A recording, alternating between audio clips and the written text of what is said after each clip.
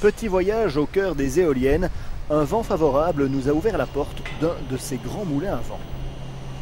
Pour l'instant, vous entendez que c'est un peu bruyant. Vous avez l'éolienne qui tourne et toute l'énergie injectée est injectée sur le réseau de distribution et est consommée instantanément. Pas de stockage? Pas de stockage, non. Pour l'instant, nous avons un vent moyen d'une puissance relativement faible, donc l'éolienne produit assez peu. Mais quand il y a beaucoup de vent, vous avez une grande puissance injectée sur le réseau. Vitesse et direction du vent, quantité d'énergie fournie, toutes les informations relatives aux éoliennes arrivent aussi ici, dans les bureaux des gestionnaires de parcs éoliens.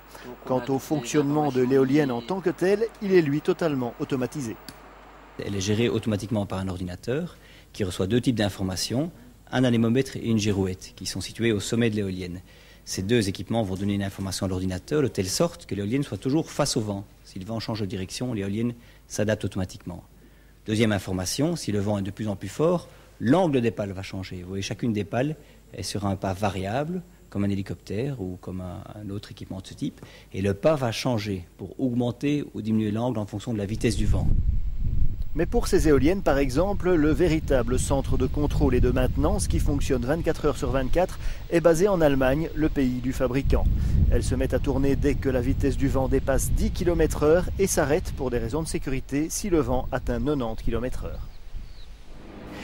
Voilà, donc nous sommes au sommet de l'éolienne dans la nacelle à 85 mètres d'altitude. À l'étage, qu'est-ce qu'il y a? Il y a un arbre de transmission qui transmet les mouvements de l'hélice sur le multiplicateur, ici, et qui va lui-même entraîner le mouvement de rotation vers la génératrice, ici derrière. Ces pales ont une longueur d'environ 40 mètres de long, 37,50 mètres pour être précis. Et elles sont composées de fibres de verre principalement, en une seule pièce.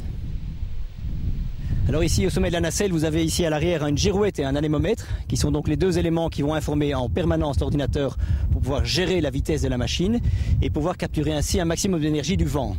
D'autre part, vous avez des lumières qui clignotent et c'est simplement des lumières de balisage parce que nous sommes dans une zone d'entraînement d'hélicoptères.